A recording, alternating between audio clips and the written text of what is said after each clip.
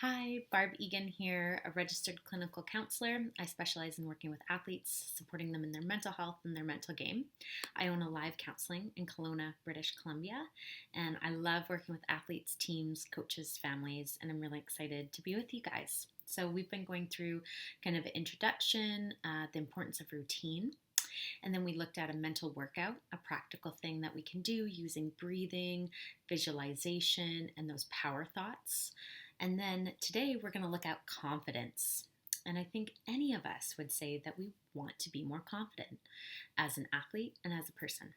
So, just trying to get something in mind right now, I want you to each think of if you were more confident as an athlete, what would you be doing then that you aren't now?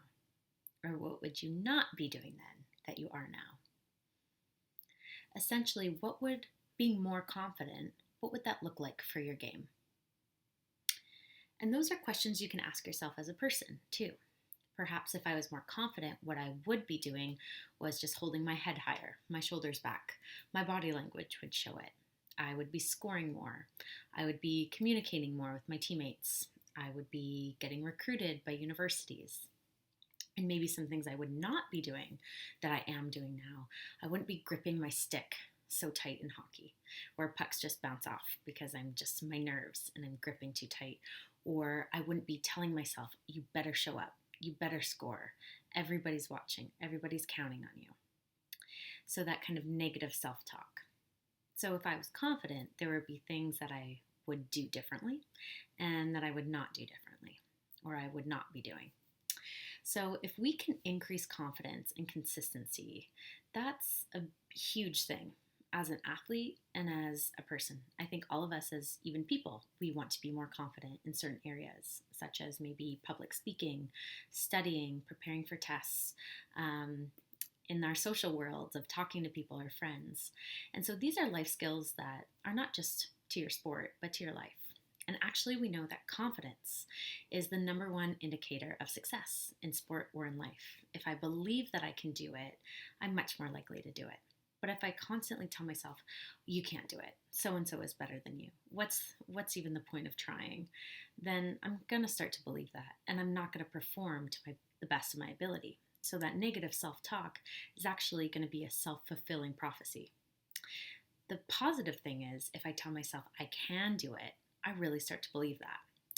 And if you have a routine, you're more likely to be consistent, which you feel like you're more prepared, and then you feel more confident. So when we feel more prepared, like we showed up at practice, like we're doing our strength and conditioning workout, then we feel in the game more confident, that we feel more prepared.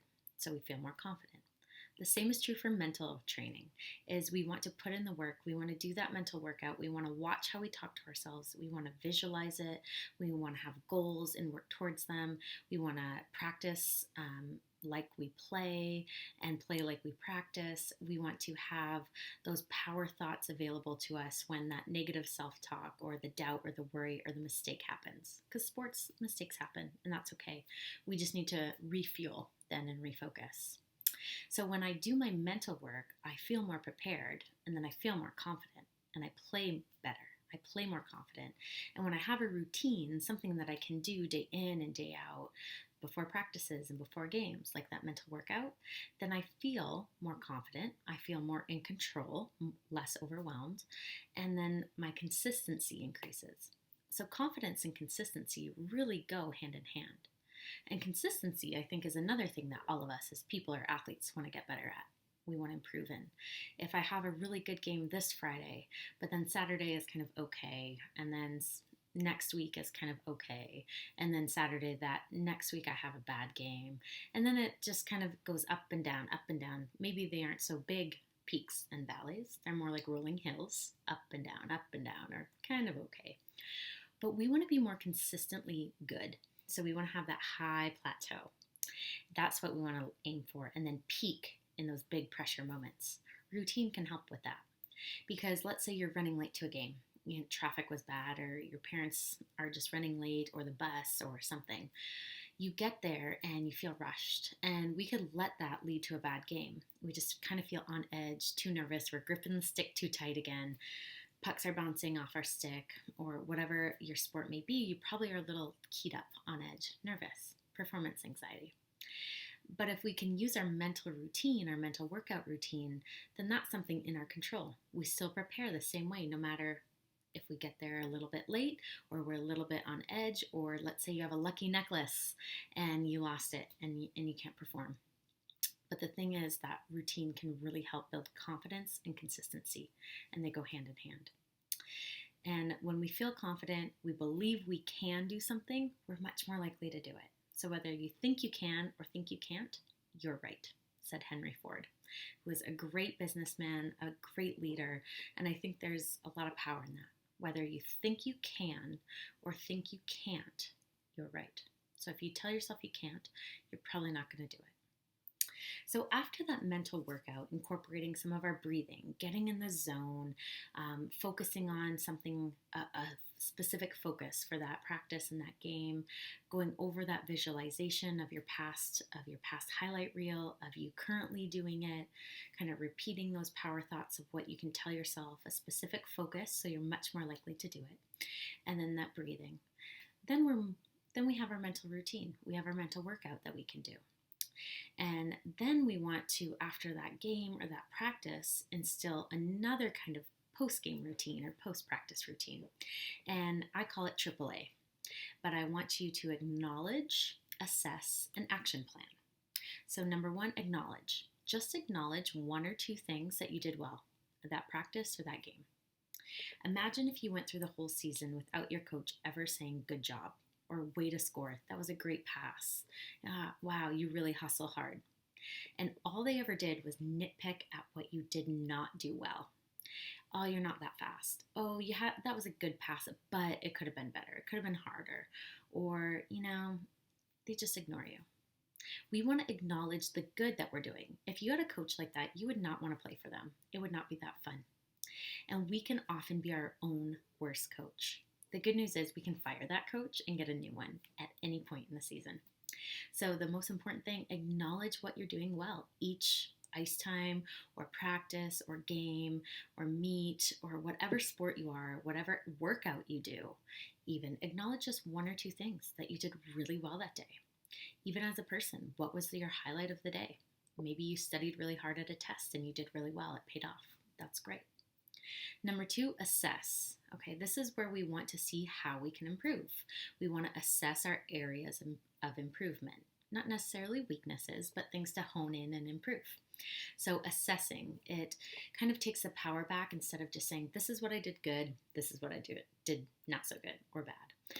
Assessing says, okay, maybe I coughed the puck up here in our breakout, or I made a really bad pass and it got intercepted. Or, I'm the goalie and I was getting shot on, but I just let in a really bad goal. I let my eyes off of it just for a second. So assess it. What's an area or two that you can improve on from that workout, that practice, or that game? So then we want to go into action plan, the last one, number 3. And again, it's a growth mindset and empowerment strategy. So we acknowledge what we did well, one or two things. We're assessing what to improve on, one or two things. And then our action plan. This is how am I going to improve? So let's say that I was making a pass and I didn't have my head up, so I passed it. I thought I was passing to my teammate, but it ended up being to the other team. They came down and scored. That's my area of improvement. That's my assess step. Okay, so that's an area to improve on. Action plan. How am I going to improve? This is the how question, and it's so important in growth, in gaining confidence, because you're taking that power back, and consistency, because you're always getting better. You're always preparing, so you feel more confident. So that action plan could just be watching clips of yourself of when you had your head up, or times that you maybe had your head down, but now you're going to go back and visualize yourself having your head up. Maybe your action plan is next practice, I'm going to be very specifically focused. This is part of my mental workout now, to have my head up and make all my passes with my head up. I'm going to ask my coach to hold me to it and say, this is my goal for today. Can you tell me how I do? And that way you're held more accountable too, or dialogue with your teammates or your parents about it. So, again, this kind of growth mindset, this post practice or post game routine can be acknowledging what you did well, one or two things. Number two, assessing what you can improve on, one or two things. Not to beat yourself up, because then we're going to action plan, number three. And this is the how. How am I going to improve? How am I going to keep improving on my area of acknowledgement of the things I'm doing well? So maybe that one was I had really hard passes. So when I acknowledged that, I said, oh, I was passing really hard. I was tape to tape or foot to foot, right, in soccer. And I was just in the zone. I was powerful. I was aggressive. I was quick. I was explosive. So my action plan, as well with that, can be I'm going to keep with my mental workout. I'm going to keep having that specific focus of explosion or explode, and having that power word to replace to myself when I'm kind of feeling wonky or up and down, to kind of breed that confidence. My action plan also could include continuing doing my sprints and my strength workout to continue to get stronger. So, again, these are really practical things that you can do not only in your sport, but in your life to help develop confidence and consistency. Because these are questions that you can ask yourself as a person, of acknowledging every day, what am I doing well? How am I caring for my mental health, as well as my mental game? Okay, well, maybe today I reached out to a friend, I got to hang out with a friend, and that's always really important. We need social support, we need a good team around us in life too. Assessing areas to improve on. Okay, maybe, I just got really stressed out about this test or this upcoming game, and I just couldn't shut my mind off. I was just overthinking about it, and could not get it over my head. So, there, my action plan could be, okay, maybe I'm going to write it out. I'm just going to get it out of my head onto a piece of paper, or talk it out with that friend or with a sports counselor or someone very trusted. And then often I feel better. I have a game plan to attack it. Maybe I help in my mental workout and I implement that extra nerves or the extra stress about this upcoming game into my mental workout. I have these power thoughts instead of the worry thoughts then. So those are some things to develop more confidence and consistency, not only as an athlete, but these are tools that you can use throughout your life long after the season is over. And to kind of conclude, I just want to give you a picture of a mountain. And a lot of the times I like to do this mountain breathing, where kind of start that mental workout or end it, or just kind of calm yourself. Maybe it's, again, before a test or before a big tryout or a meeting with a coach. You're nervous. So to calm down, it can be really helpful to just do some really big deep breaths. So I want you to close your eyes with me. And I want you to picture a beautiful rocky mountain. And on the inhale, you're going to go up to the mountain. You're going to hold at the peak of the mountain and then exhale out of your mouth all the way down the mountain. So let's try it together. Inhale, hold, and exhale. And on the exhale, just let those shoulders come all the way down. Sink into your chair or in your locker room when you're sitting on the bench. Okay, again, inhale. See that mountain. Hold and exhale. And one more time.